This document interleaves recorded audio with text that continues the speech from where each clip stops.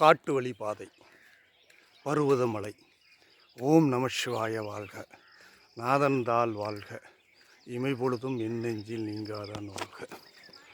இந்த பருவதமலை ராமருக்கு சஞ்சீவி மலை எடுத்து சென்ற போது அதிலிருந்து விழுந்த ஒரு துளி இந்த பருவதமலை. இந்த பருவதமலை பல மூலிகைகள் உள்ளது. இதன் உச்சியில் சிவபெருமான் இருக்கிறார், பார்வதி தேவியும் இருக்கிறார். எல்லா பௌர்ணமி நாட்களிலும், ஒவ்வொரு பௌர்ணமி மாதங்களிலும் இந்த மலையேற்றத்திற்கு பக்தர்கள் அலைக்கடல் என திரண்டு வருகின்றனர். இதோ தெரிகிறது, இதுதான் பருவதமலை, அப்பன் குடியிருக்கும் இடம். இது இப்போ காட்டுக்குள் நடந்து செல்கிறோம்.